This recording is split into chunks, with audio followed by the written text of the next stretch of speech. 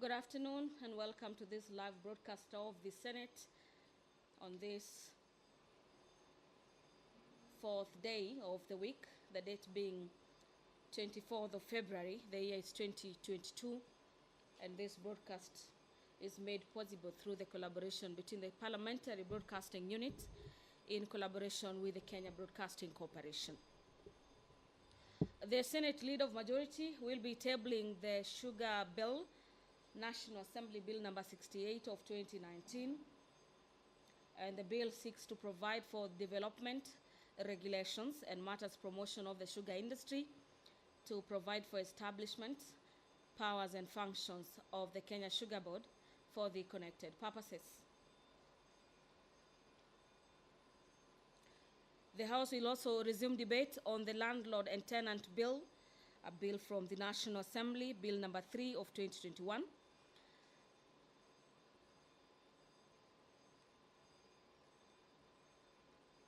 Having deliberated and made their input on the Landlord and Tenant Bill, the House will retreat into the Committee of the Whole, where the Committee of the Whole will be considering the Kenya Medical Supplies Authority Amendment Bill, a bill by nominated Senator Naomi Shionga. A couple of motions also lined up before the floor this afternoon, and to just highlight some of them is the adoption of the report of the Standing Committee on Matters Health on the special audit report on the utilization of COVID-19 funds by 28 county governments. That particular report will be tabled by the Chairperson, Standing Committee on Matters Health. The Senator Rose Nyamunga will also be moving a motion on recognizing and appreciating the elderly in the county governments.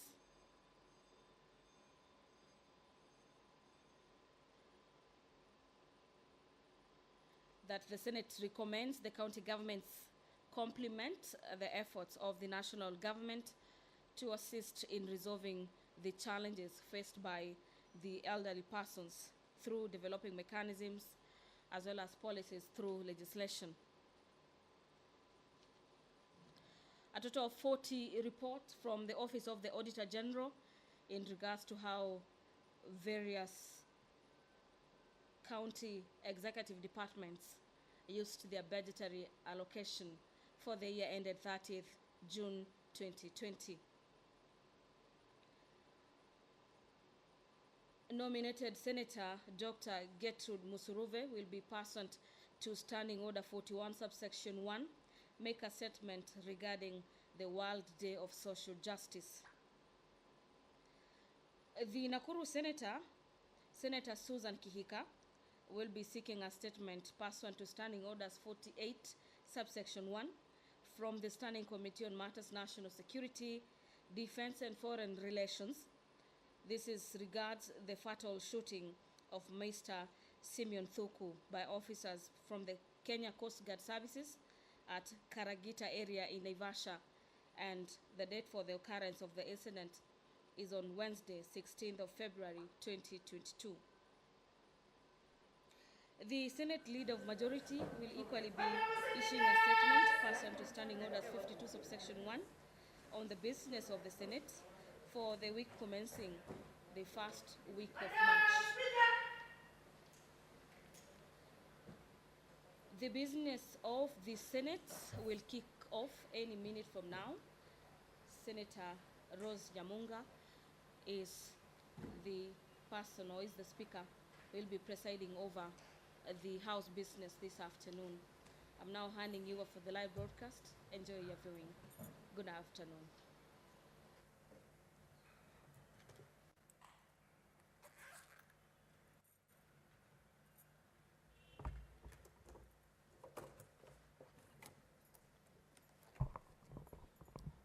Let us pray. Almighty God, we beseech you to behold with your abundant favor and blessings as your servants who've been pleased to call to the leadership positions in this republic. We seek guidance to treat and consider all matters that shall come under our deliberation in so just and faithful a manner as to advance the peace, prosperity, and welfare of our country and of those whose interests you have committed to our charge. Amen.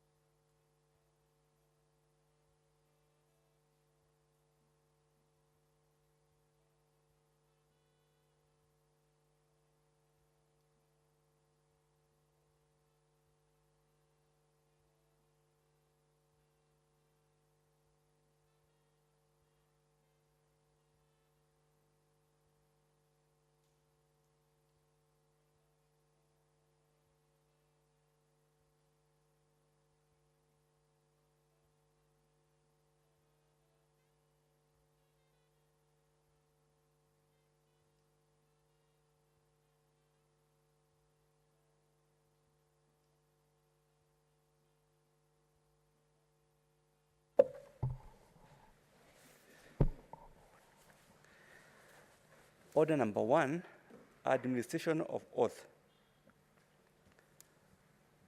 Order number 2, communication from the chair. Order number 3, messages.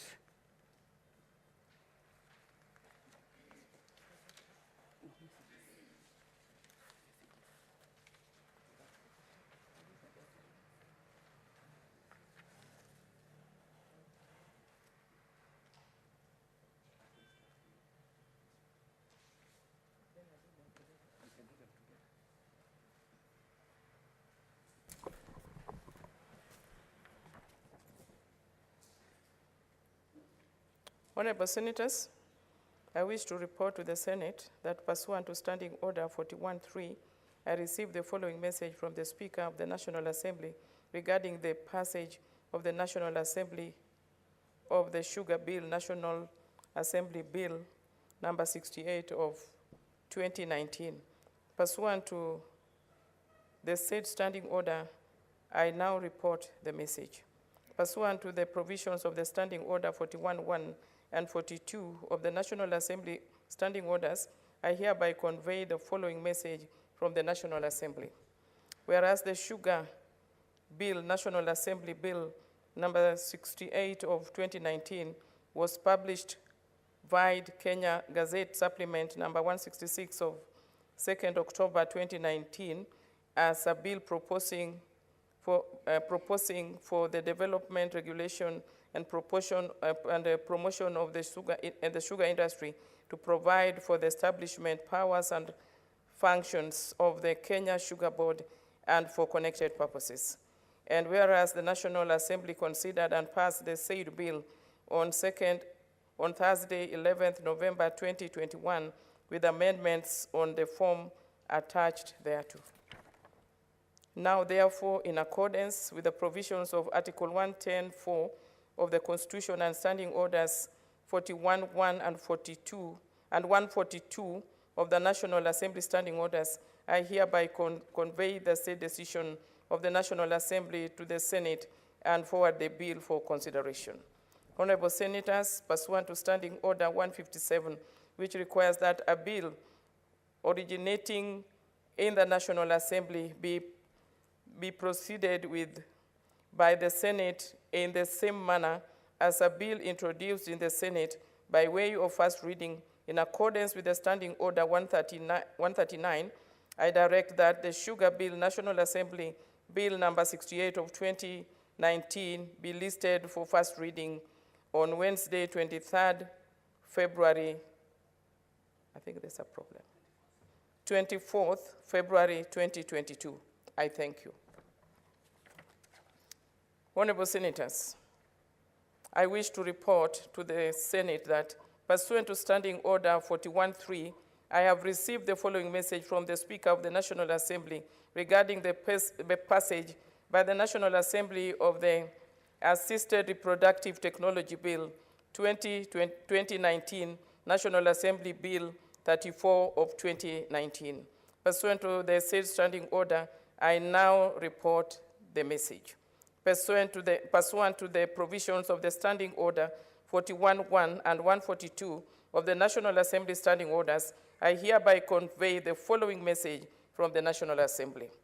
Whereas the Assisted Reproductive Technology Bill 2019, National Assembly Bill number 34 of 2019 was published by Kenya Gazette Supplement number 57 of 15th April 2019 as a bill to provide for the regulation of assisted reproductive technology to prohibit certain practices in connection with assisted reproductive technology, to establish assisted reproductive technology authority to make provision in relation to children born of assisted reproductive technology processes and for connected purposes. And whereas the National Assembly considered and passed the said bill on Thursday, 25th November 2021 with amendments in the form attached thereto.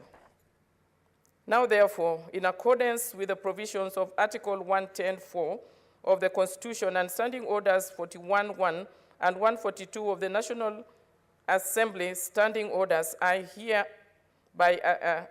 hereby Assisted Productive Technology Bill 2019, National Assembly Bill number 34 of 2019, the said decision of the National Assembly to the Senate and forward the bill for consideration. Honorable Senators, Article 110(3) of the Constitution requires that before either House considers a bill, the Speakers of the National Assembly and the Senate shall jointly resolve any question as to whether it is a bill concerning counties, and if it is, whether it is a special or an ordinary bill.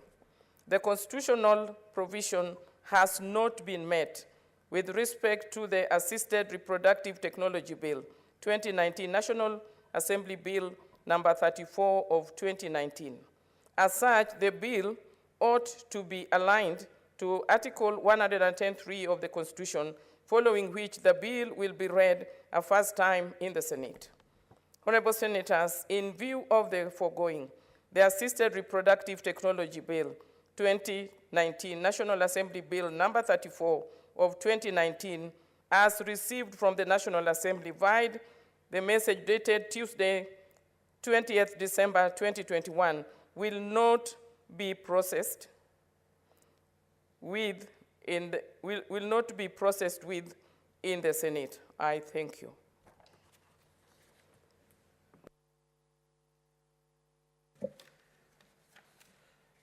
Order number 4, petitions.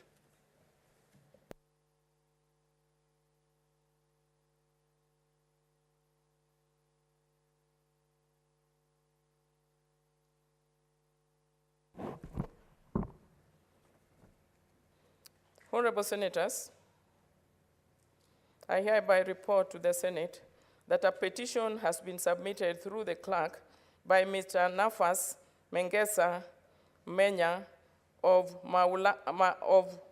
Mwamula Enterprises, Nairobi County. As you are aware, under Article 119(1) of the Constitution, and I quote, every person has a right to petition Parliament to consider any matter within its authority, including enacting, amending, or repealing any legislation. Honorable Senators, the salient issues raised in the said petition are: 1, that in the year 2011, there was an advertisement of a tender number MOLG/ESP/06/2021 to 2011 to 2012 by the Office of the Deputy Prime Minister of Local and a Minister of Local Government for the construction of economic stimulus project in Naivasha constituency. The petitioner applied for the tender on the 9th December 2011 and was later given notification of award letter for the construction of EPS market, which included market shade, office block, pit latrine, refuse bin, and water tank on the 24th February 2012. The contract agreement was signed on 14th March 2012. 2, that the Municipal Council of Naivasha was to supervise the project through the Office of the Engineer. On the 19th October 2012, during a site visit, the engineer requested the petitioner to construct waterborne toilet instead of a pit latrine. The resolution was forwarded to the Ministry of Local Government for necessary action, after which the addendum contract was signed to change the contract sum and works. 3, that the project was completed and handed over at a meeting on the 11th December 2014, during which it was confirmed as practically completed and structurally sound. 4, that on the 18th December 2014, a release of payment certificate was issued to the employer to pay the contractor Kenya shillings 3,206,617 Kenya shillings. 5, that the petitioner made several attempts in writing to on diverse dates to the Principal Secretary in the Ministry of Transport, Infrastructure, Housing, and Urban Development, demanding for payment to be availed. 6, that the Principal Secretary in the Ministry of Transport, Infrastructure, Housing, and Urban Development, State Department of Housing and Urban Development, has violated the agreement and condition of the contract, added them under 1. 6, that the petitioner has made best efforts to have the matters addressed by the relevant authorities, including the Ministry of Transport, Infrastructure, Housing and Urban Development, and the Commission of Administrative Justice, all of which have failed to respond satisfactorily. And 7, that none of the issues raised in the petition is pending before any court of law or any other legal or constitutional body. Number 4, the petitioner therefore prays that the Senate intervenes with a view to investigate any unlawful or discriminative actions perpetuated by the Principal Secretary in the matter. 2, recommend that the Ministry of Transport, Infrastructure, Housing, and Urban Development to pay the contractor the agreed amount of Kenya shillings 3,206,617 as per the contract agreement and addendum number 1, together with the accrued interest at 14% per annum. Number 3, issue any further advice deemed fit to give effect to the cause of justice, fairness, merit, and safeguard public interest. Honorable Senators, pursuant to Standing Order 231, I shall now allow comments, observations, or clarification in relation to the matter for not more than 30 minutes.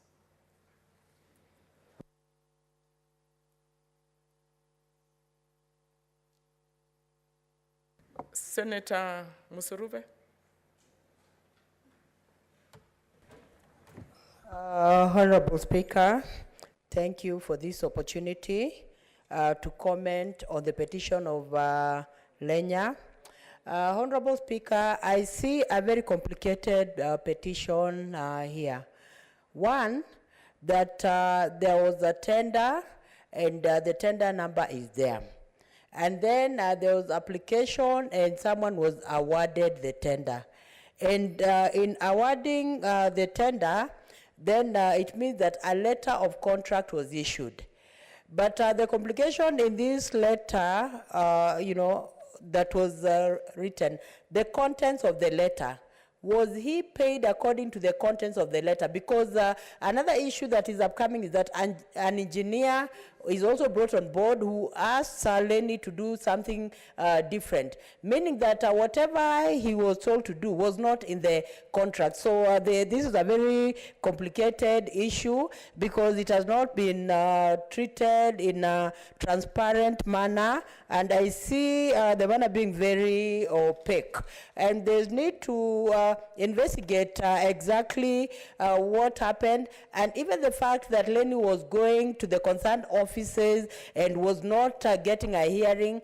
There is need also to investigate what was he going for. Was it the initial tender that was given or what he did on the ground? So there's need to find out on the tender and what is on the ground to see whether it corroborates what was done before. And if money was paid, was it money that was just? I think, Honorable Speaker, you should go to the committee that you direct that it goes to, should do a thorough job and even do a visit at the, at the site to find out the truth of the matter and give a ruling that is viable, just, and fair to the petitioner. Honorable Speaker, thank you for the opportunity. I support this.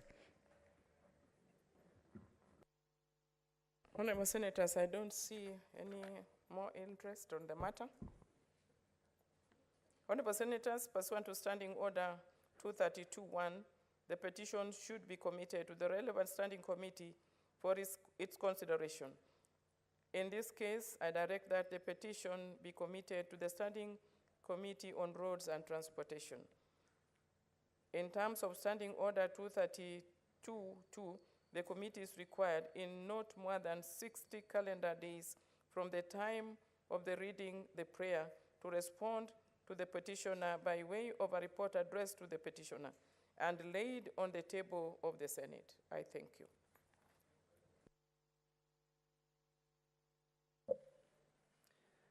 Order number 5, papers.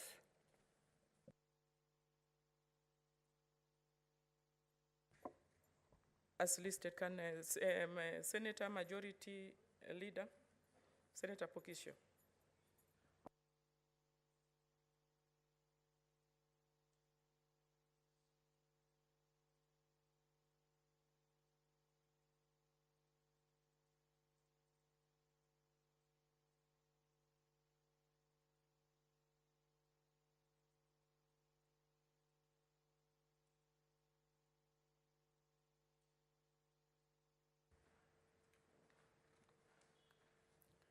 Madam Speaker, I beg to lay the following papers on the table of the Senate today, 24th February 2022.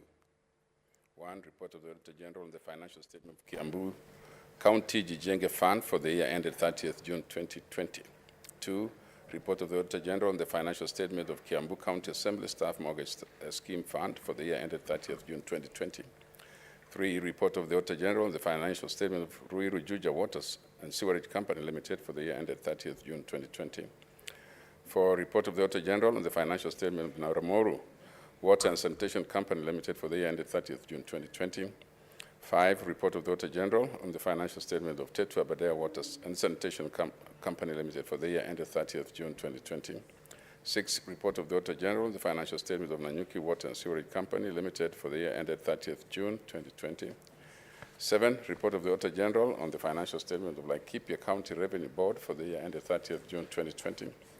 8, report of the Auditor General on the financial statement of Laikipia County Executive Members Car Loan Mortgage Scheme Fund for the year ended 30th June 2020. 9, report of the Auditor General on the financial statement of Laikipia County Development Authority for the year ended 30th June 2020. 10, report of the Auditor General on the financial statement of Kapenguria Water and Sewerage Services Company Limited for the year ended 30th June 2020. 11, report of the Auditor General on the financial statement of Eldoret Water and Sanitation Company Limited for the year ended 30th June 2020. 12, report of the Auditor General on the financial statement of Kikuyu Water Company Limited for the year ended 30th June 2020. 13, report of the Auditor General. The financial statement was in Gishu County Bursary and Skills Development Support Fund for the year ended 30th June 2020. 14, report of the Auditor General. The financial statement of West Pokot County Assembly Car Loan and Mortgage Fund for the year ended 30th June 2020. 15, report of the Auditor General. The financial statement of Nanyuki Water and Sewerage Company Limited for the year ended 30th June 2020. 16, report of the Auditor General, the financial statement of the Kwale County Trade Revolving Fund for the year ended 30th June 2020. 17, report of the Auditor General, the financial statement of Kwale County Disaster Management Fund for the year ended 30th June 2020. 18, report of the Auditor General, the financial statement of the Kwale County Youth, Women, and Persons with Disabilities Revolving Fund for the year ended 30th June 2020. 19, report of the Auditor General, the financial statement of Taita Taveta County Assembly Mortgage Scheme Fund for the year ended 30th June 2020. 20, report of the Auditor General, the financial statement of Taita Taveta County Education Fund for the year ended 30th June 2020. 21, report of the Auditor General, the financial statement of Baringo County Executive Car Loan Scheme Fund for the year ended 30th June 2020. 22, report of the Auditor General on the financial statement of Baringo County Executive Mortgage Scheme Fund for the year ended 30th June 2020. 23, report of the Auditor General on the financial statement of Coast Development Authority for the year ended 30th June 2020. 24, report of the Auditor General on the financial statement of Mombasa County Alcoholic Drinks Control Fund for the year ended 30th June 2020. 25, report of the Auditor General on the financial statement of Mombasa Water Supply and Sanitation Company Limited for the year ended 30th June 2020. 26, report of the Auditor General on the financial statement of Mombasa County Elimu Fund for the year ended 30th June 2020. 27, report of the Auditor General on the financial statement of Mombasa County Consolidated Revolving Fund for the year ended 30th June 2020. 28, report of the Auditor General on the financial statement of Kilifi County Health Services Improvement Fund for the year ended 30th June 2020. 29, report of the Auditor General on the financial statement of Githunguri Water and Sanitation Company Limited for the year ended 30th June 2020.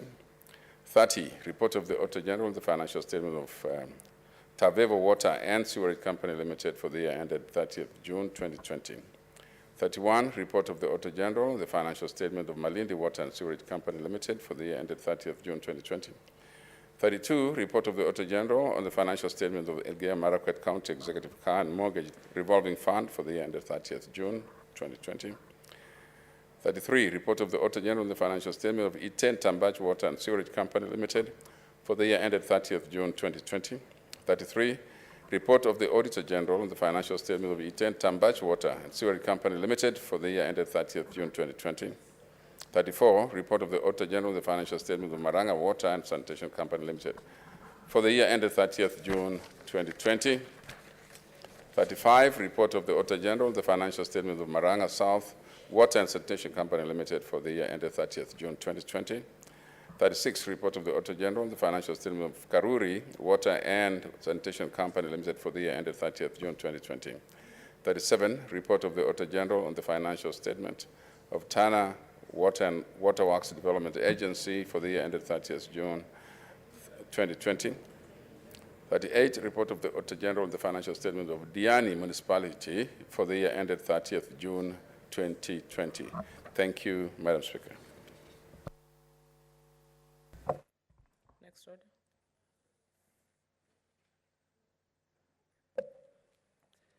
Order number 6, notices of motion. Next Order number 7, statements. Senator Dr. Gertrude Musurube.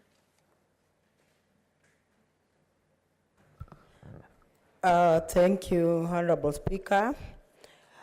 I rise pursuant to Standing Order 47-1 to make a statement on a matter of general topical concern, that is the World Day of Social Justice. The World Day of Social Justice is observed on February 20th every year as an international day recognizing the need to promote social justice, which includes efforts to tackle issues such as poverty, exclusion, gender inequality, unemployment, human rights, and social protections. The main objective of celebrating this day is to raise a voice against social injustice and to bring the various communities internationally together to eliminate poverty, gender, physical discrimination, illiteracy, and religious discrimination in order to make a socially integrated society. Honorable Speaker, the day is also marked to raise voices against social injustice and to remove barriers regarding gender, age, race, ethnicity, religion, culture, or disability. The theme for the World Social Justice Day 2022 is Achieving Social Justice Through Formal Employment. Honorable Speaker, on 10th June 2008, the International Labour Organization, that is ILO, unanimously adopted its Declaration on Social Justice for a Fair Globalization. This is the third major statement of principles and policies adopted by the International Labour Conference since the ILO's constitution of 1919. It builds on the Philadelphia Declaration of 1994 and the Declaration of Fundamental Principles and Rights at Work of 1998, even as it expresses the contemporary vision of the ILO's mandate in the area of globalization. Honorable Speaker, Martin Luther King Jr. once said, "Injustice anywhere is a threat to justice everywhere." As we celebrate this day, I urge everyone in the society to take up the responsibility of being just and fair in all their endeavors. Frederick Douglass stated, "Where justice is denied, where poverty is enforced, where ignorance prevails, and where any one class is made to feel that society is an organized conspiracy to oppress, rob, and degrade them, neither persons nor property will be safe." Honorable Speaker, in India and other developing countries, millions work in informal jobs with little security and stability.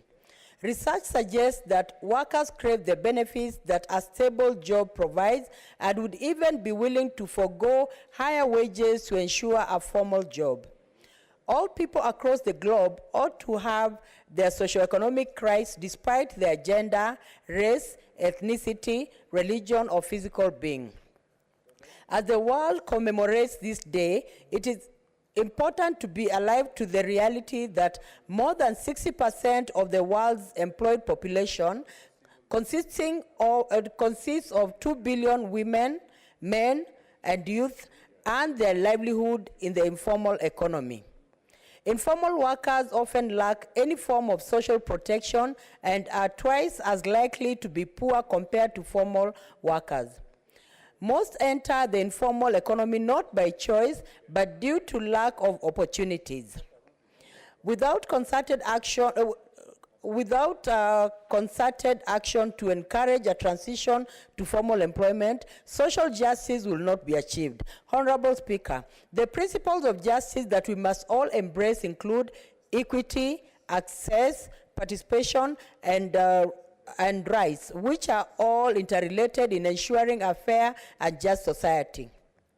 I call upon both levels of government to ensure that they exercise the 4 principles of social justice in their leadership and governance in order to deliver services to Kenyans effectively, efficiently, and impartially. Honorable Speaker, in the Constitution of Kenya, Article 43, it clearly states that the socioeconomic rights. All people in Kenya have a right to access clean water, high standards of health, quality education, social security, among other rights. The national government needs to come up with specific policies that address these concerns. The policies need to cascade to the county governments for implementation fairly, impartially, and effectively for a just society. Honorable Speaker, as we celebrate this day, I would like to urge the national and county governments to develop a framework for building the capacity of informal workers and sensitizing them on plausible ways of having sustainable development from the resources they have in order to guarantee a non-threatening future. County governments need to have strategies in place that seek to eliminate barriers of exclusion of persons with disabilities, racial and gender exclusion, religious, ethnicity, as well as all forms of exclusion and discrimination. Honorable Speaker, leaders must endeavor to create an environment that will translate into a feeling of one nation, one people, one country. Happy belated World Day of Social Justice, everyone. Thank you, Honorable Speaker. Honorable Senators, I will now allow comments. Senator Mbogo George Ochilo Ayako, Senator for Migori. Thank you, Madam Speaker. Madam Speaker, social justice is very important. Madam Speaker, we all crave for a just society. We all crave for a fair society. And taking just one day off to think of where we stand, where we are, and what we need to do is very important. You know that society has several identities.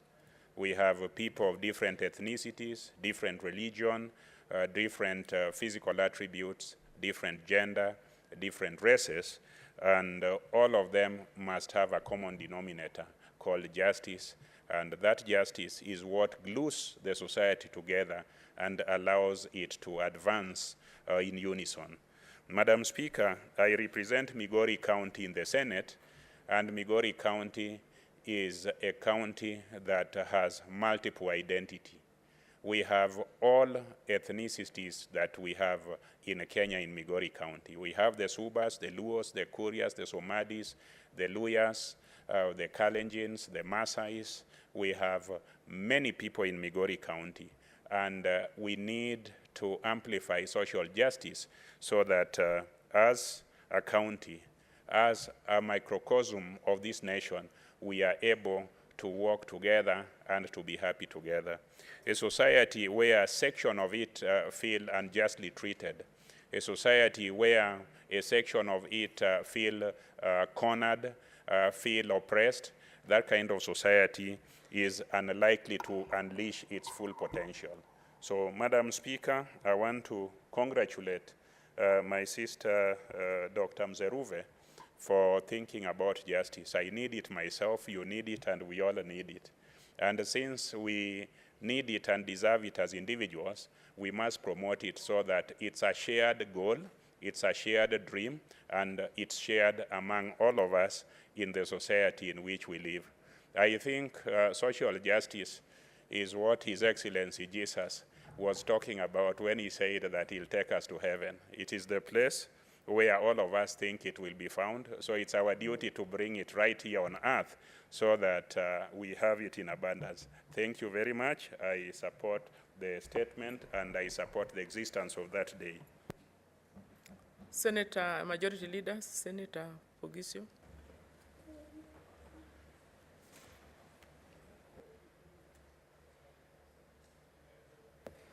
Madam Speaker, I wish to congratulate Senator Msuruve, who has become the House conscience on matters, international days celebrated.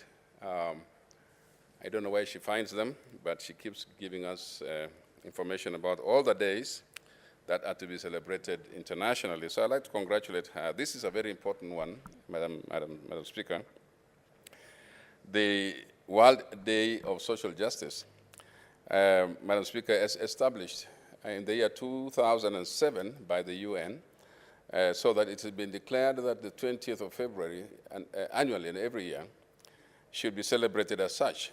Madam Speaker, some of the things that we focus on will be like poverty and gender and physical discrimination, illiteracy, and religious discrimination, among others. And Madam Speaker, these are issues that also involve things like modern slavery and human trafficking and other things like that. It's also become a conscience, a moment to think together how the international community can all work together to eliminate social injustices. And I'd like to pick on just this one of poverty.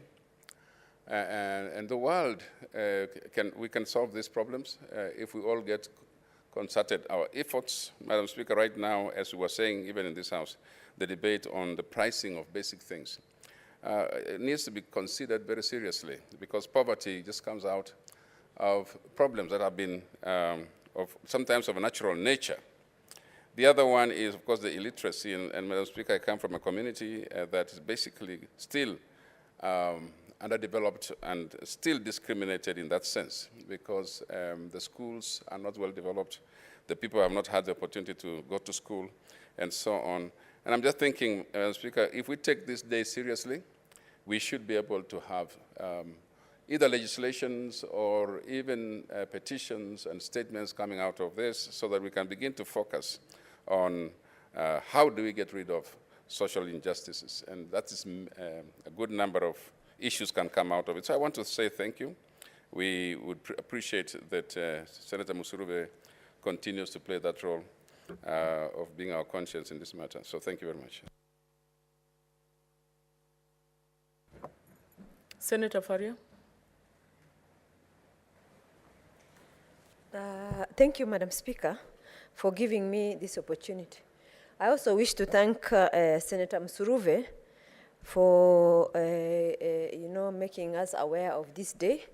I think social justice is important, and it is critical for survival of this country and all the other nations in the world. Madam Speaker, I also want to pick on one issue that is critical, and it is causing a lot of inequalities. In terms of, we've been advised that the world richest, because of the COVID, their net worth has increased. But as you're aware, most businesses some have gone down, others their resources have not been the same. And when businesses go down, it has an impact on what government can do, and on because government relies on direct taxation, which is in form of VAT or in form of corporation taxes as a result of profits and all other incomes that it relies on. When the people who make that money are impacted by COVID, then the revenues tend to dwindle. And Madam Speaker, I just want to address this to our international community, our friends out there. As government, as society, as people who do businesses are affected, revenue generation is affected, and the ability, especially for the developing world, to service their debt, given the magnitude and the impact of COVID-19, it cannot be overlooked. So I urge our international community to have a little bit of sympathy to countries that are developing, to ensure that, in my view, if they waive both principal and interest for 3 years, that will give, because COVID has been with us now almost 2 years, and it hasn't ended. We are going into the 3rd year. So I think if they waive for 3 years, the next 3 years, it will give countries enough breather to ensure that they cope with the debt servicing, and we will see our friends as people who care about us, and people who want justice across all countries. Madam Speaker, why am I speaking about this vis-a-vis social justice? When revenues dwindle, then the money targeted for social justice will also be less. So the government will have less money disposable to ensure that those who are vulnerable and who need to be looked after by the government in terms of social protection now goes down, because the revenue is not the same. So any shocks to an economy, the people who face it first are the people who are less privileged. Even in terms of business, when there is a shock, those blue chip companies might be having a buffer somewhere saved to ensure that when there is a shock like now, they can tap into that reserves. But unfortunately, smaller companies, SMEs, do not have those kind of luxuries. So even the small companies will go down, and poverty levels will go down. And as a world, we can only develop if all of us develop, because it is interrelated. It is, businesses are linked globally, and the world continues becoming a global village, which means the problem of one country will become a problem for another. So I think that is something that our friends cannot overlook. Madam Speaker, I support this statement, and I think both government, international community needs to look at, we have to meet MDGs. And MDGs can only, not MDGs, SDGs now. The MDGs failed. We have given ourselves SDGs until 2030.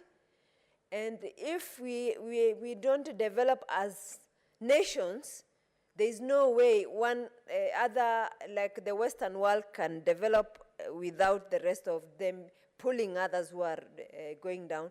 So it is my recommendation that because COVID was with us for 3 years, they need to give waiver of both interest and principles of loans borrowed by a developing country. I thank you, Madam Speaker. Thank you, Senator. Senator Lake Abshiro.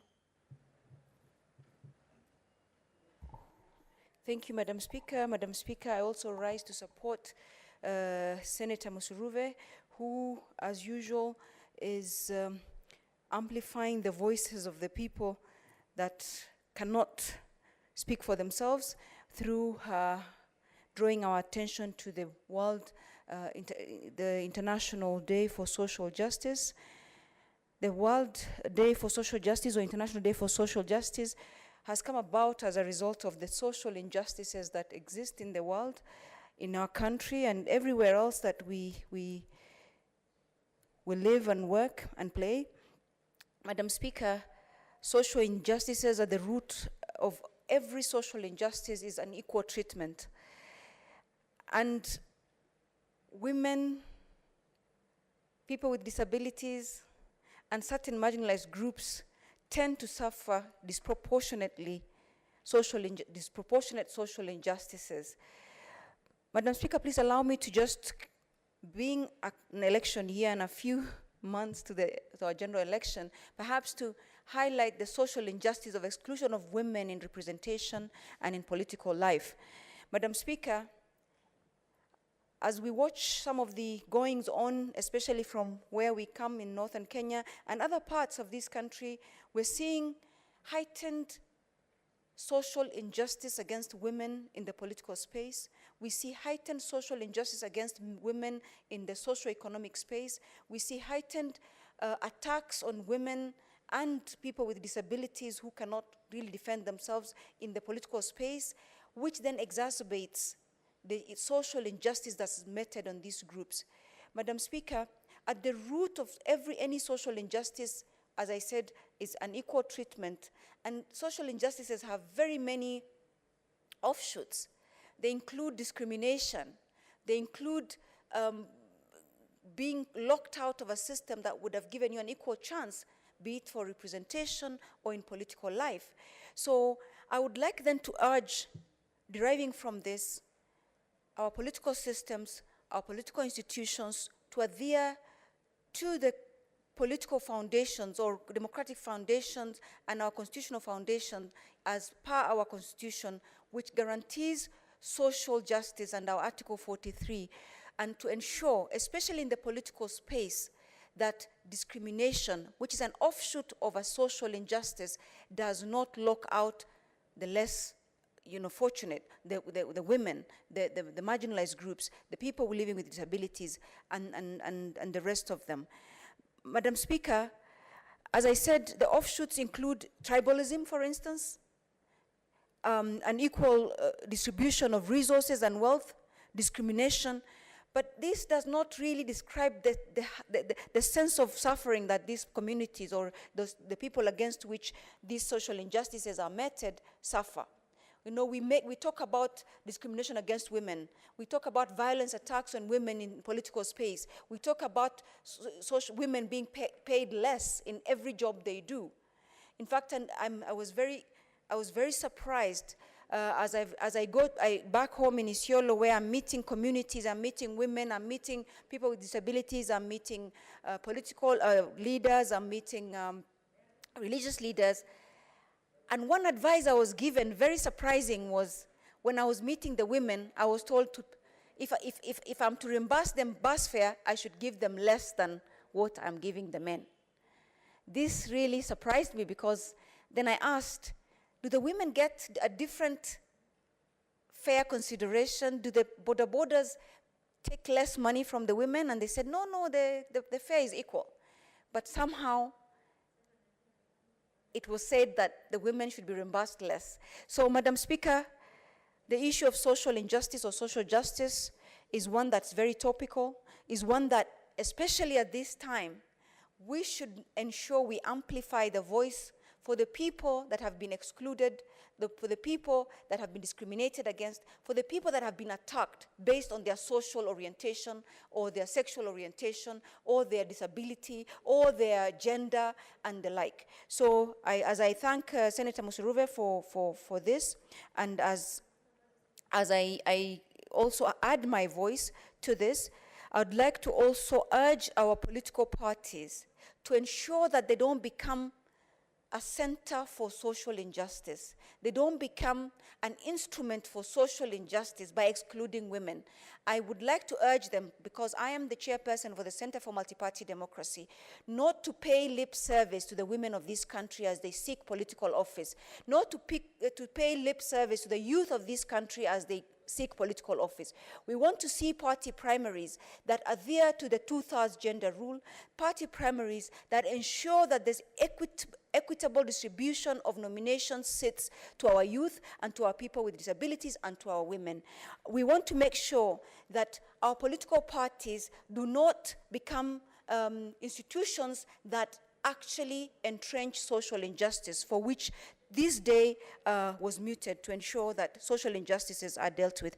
Madam Speaker, I have sponsored a bill, the Preservation of Human Dignity and Protection of Economic and Social Rights, Senate Bills number 21 of 2021, and that's exactly and precisely the reason, because of the social injustice and the offshoots thereof, that this bill was conceived.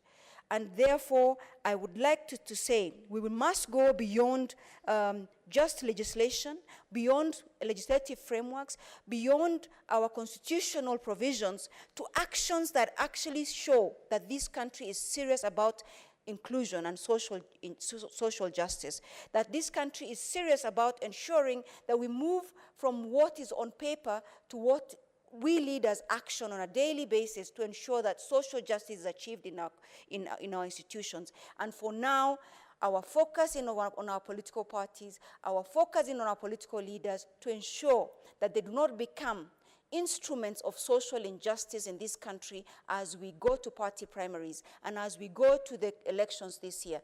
I support and I congratulate Senator Musuruve. Finally, Senator Naomi Shonga.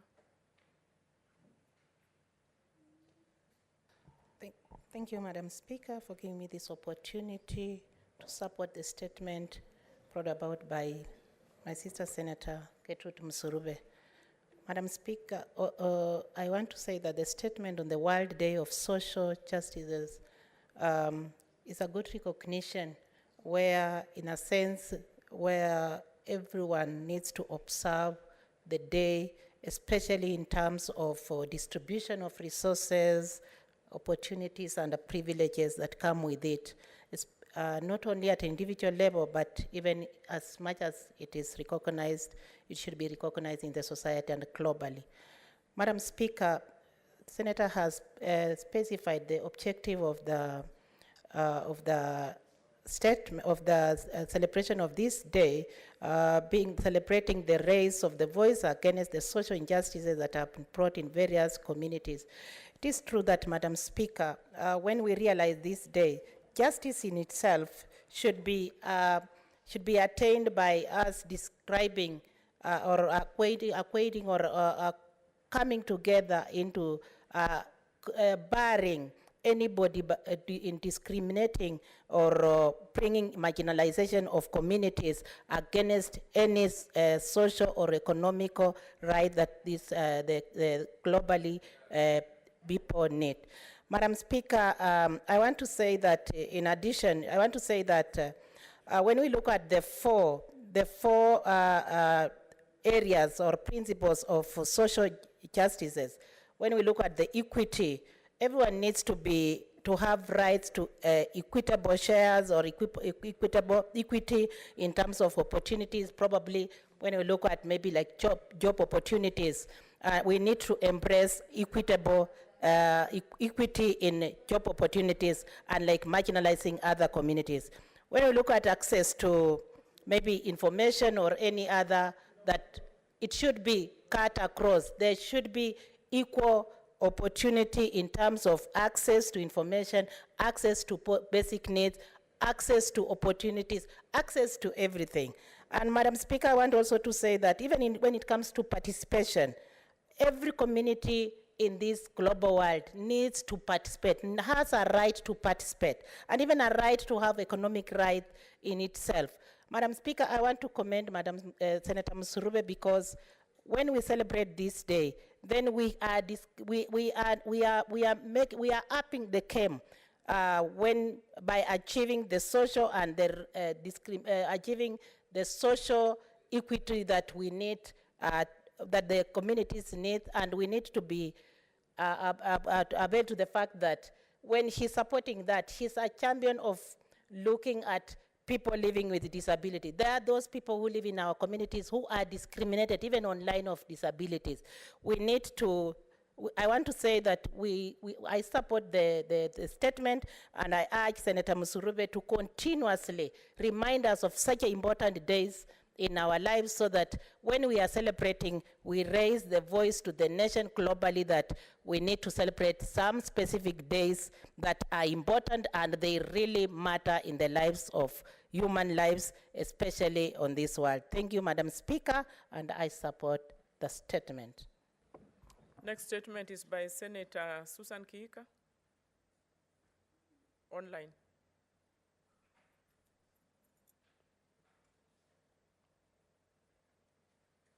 Number 48-1, to seek a statement. To seek a statement from the Standing Committee on National Security. Senator, can you start afresh, please? Okay, sure. Madam Speaker, I rise pursuant to Standing Order number 48-1 to seek a statement from the Standing Committee on National Security, Defense and Foreign Relations regarding the fatal shooting of Mr. Simon Thuku by officers from the Kenya Coast Guard Services, KCGS, in Karagita area, Naivasha, on Wednesday, the 16th of February, 2022. In the statement, Madam Speaker, the committee should explain the circumstances that led to the fatal shooting of a fisherman, Mr. Simon Thuku, by a KCGS officer in Karagita area of Naivasha while fishing in Lake Naivasha on Wednesday, 16th February 2022. Or clarify whether there exists a shoot to kill order on fishermen making a living in Lake Naivasha, and if so, inform the House who issued the order. 3, state the action taken against KCGS officers who have taken part in the maiming and killing of Kenyans in Naivasha and elsewhere in the country, noting that 4 fishermen have been shot dead in Lake Naivasha since November 2021. indicate plans, if any, by the government to compensate the beneficiaries of persons who have been killed by KCGS officers and compensate persons maimed by hippos or the families of those that have died through drowning while fleeing from the officers. 5, apprise the Senate on the sensitization forums held, if any, between KCGS and the Lake Naivasha stakeholders, including fishermen, to educate the stakeholders on their respective obligations in the management of lake resources, and if at all, state how many of such sensitization forums have been held. And 6, spell out the efforts by the government to better manage Lake Naivasha resources, including non-discriminatory issuance of fishing licenses to hotels around the lake and individual fishermen. Thank you, Madam Speaker. Honorable Senators, I will allow one or two comments. Senator Mbogo Chilo George Ayako. Thank you, Madam Speaker, for the opportunity to speak and support this statement.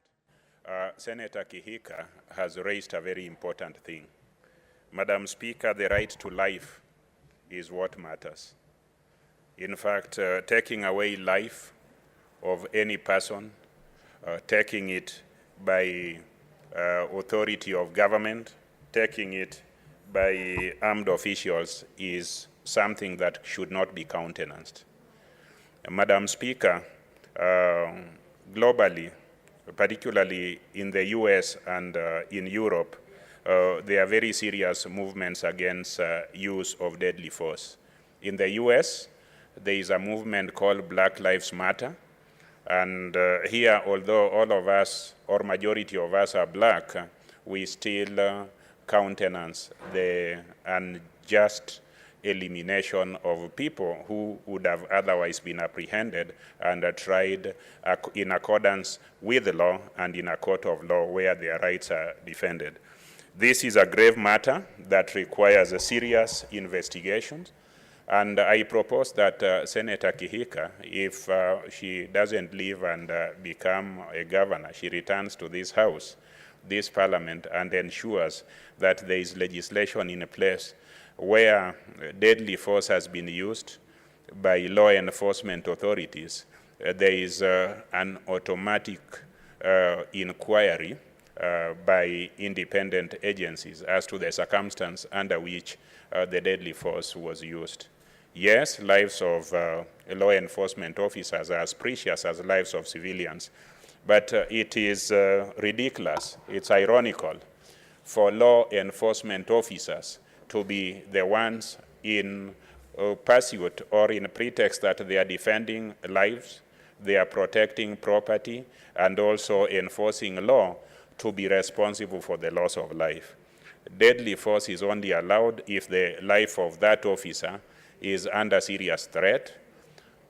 Deadly force is only allowed if it is in defense of another life, or if there is a risk for serious violation of law by allowing a convict or a person under lawful custody to escape. But I do not understand how a fisherman or a fishing person could be of threat to anybody.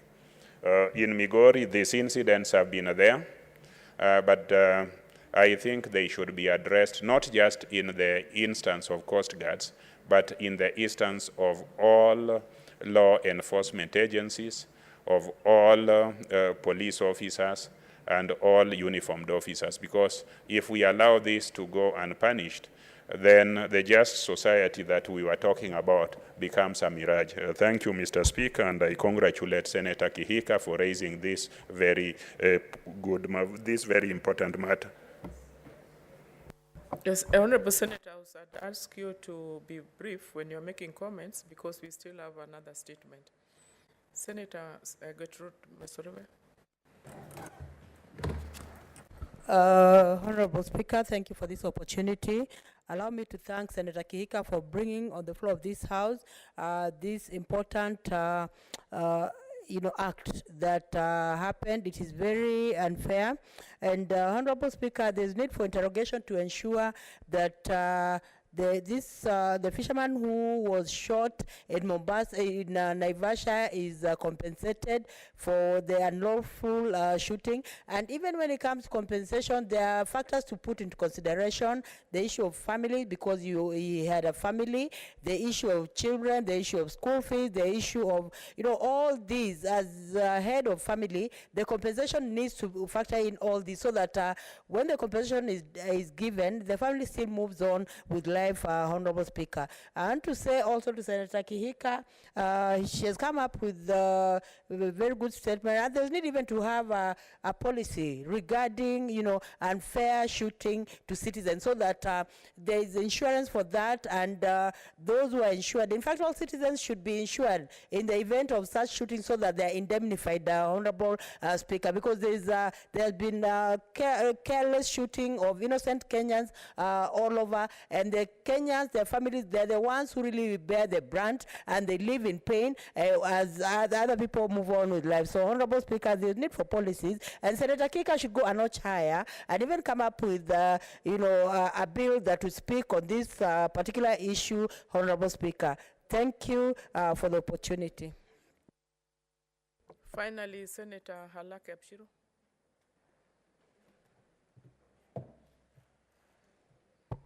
Thank you, Madam Speaker. Madam Speaker, I also rise to support this statement and to congratulate Senator Kihika for standing up for what has become a very notorious happenings. Madam Speaker, 2021 saw Kenya having the highest number of extrajudicial killings and forced disappearances in the history of our country. 2021 was also the year we had COVID pandemic. So I was wondering how it is that when people are confined and literally in one place, how did they end up being killed, maimed, or forced to disappear? And such that we have the highest number of forced disappearances, killings, and shootings in the year 2021. And if the rate at which we are going, and if what Senator Kihika has mentioned with the fishermen continues, and we are very early into 2022, perhaps we might even break the record of 2021. And so where are we heading? We should be find security in our forces, in our police forces, in our security forces, but they seem to be becoming a source of insecurity at this rate, Mr. Speaker.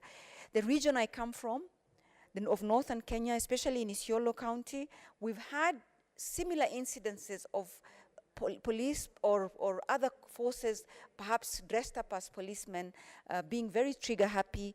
We've seen a policeman by the name of Osman disappear, and I brought up a statement to the floor of this House. I have not heard back, Madam Speaker. In fact, one of the reasons why I'm standing is also to find out what is happening to some of the statements that we've sought from the Committee of Security in this House, because when people come with these kinds of statements, these are not ordinary statements. These are statements of life and death. These are statements of forced disappearances. These are statements of extrajudicial killings. These are statements that have maimed Kenyans.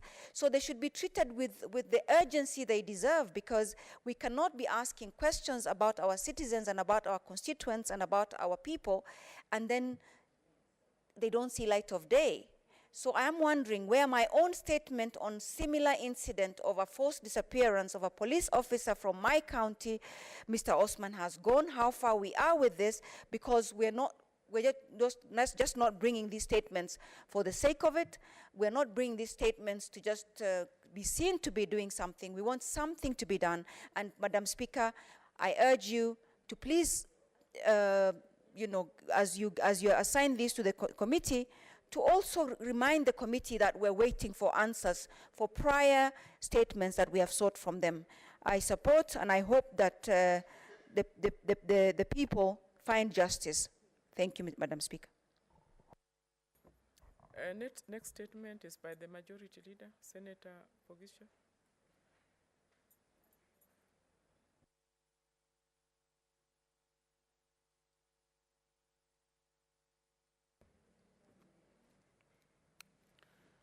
Madam Speaker, pursuant to Standing Order 52-1, I hereby present to the Senate the business of the House for the week commencing Tuesday, 1st March 2022. Madam Speaker, on Tuesday, 1st March 2022, the Senate Business Committee will meet to consider and approve the business for the week. On that day, the Senate will consider business that will not be concluded from today's order paper, as well as business indicated in the notice paper that has been annexed to the order paper for today. On Wednesday, 2nd March, and on Thursday, 3rd March 2022, the Senate will consider business that will not be concluded on Tuesday 1st and Wednesday 2nd March 2022, respectively, and any other business scheduled for the Senate Business Committee, including petitions and statements. Madam Speaker, there are 11 bills for the Committee of the Whole stage and 14 bills for the second reading. I take this opportunity to thank honorable senators for passing 4 bills at the plenary sitting held yesterday. The same are being processed for transmission to the National Assembly for consideration. Of the bills that are due for second reading, Madam Speaker, 12 have been dropped from the program of Senate business pursuant to Standing Order number 59. Number 59, due to unavailability of respective movers at the time of the orders were called. Unavailability of movers to prosecute the business poses a threat of stalling legislative business. The bills are 1, the Persons with Disabilities Amendment Bill, Senate Bills number 29 of 2020, Senator Aaron Cheruyot, MP, and Senator Mwaura. The Political Party Primaries Bill, Senate Bills number 35 of 2020, Senator Dr. Isaac Mwaura, MP. Number 3, the National Cohesion and Peace Building Bill, Senate Bill number 19 of 2021, Senator Judith Pareno. 4, the Coconut Industry Development Bill, Senate Bills number 24 of 2021, Chairperson, Standing Committee of Agriculture, Livestock, and Fisheries. 5, the Alternative Dispute Resolution Bill, Senate Bills number 34 of 2021, Senator Architect Sylvia Kasanga, MP. Number 6, the County E-Health Bill, Senate Bills of number 39 of 2021, Senator Judith Pareno. Number 7, Sports Amendment Bill, Senate Bills number 40 of 2021, Senator Aaron Cheruyot.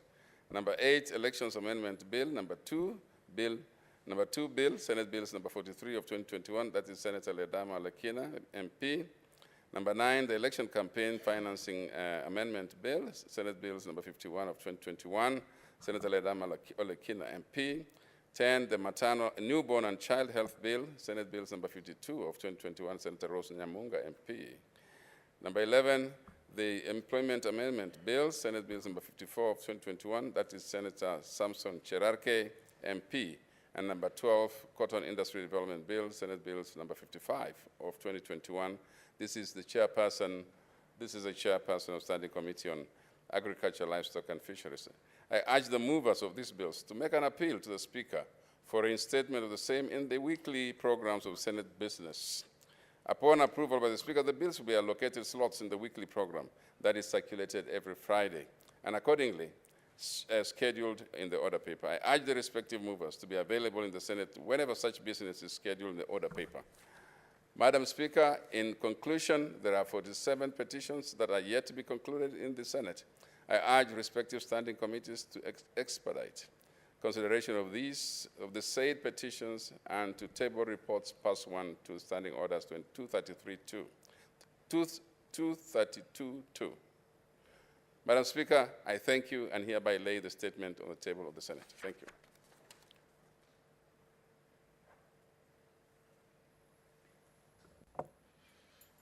Next order. Order number 8, the Sugar Bill, National Assembly Bill number 68 of 2019, first reading. A bill for an act of Parliament to provide for the development, regulation, and promotion of the sugar industry, to provide for the establishment, powers, and functions of the Kenya Sugar Board and for connected purposes. Honorable Senators, we are going to defer order number 9, order number 10, order number 11, order number 12, and it's like order number 13.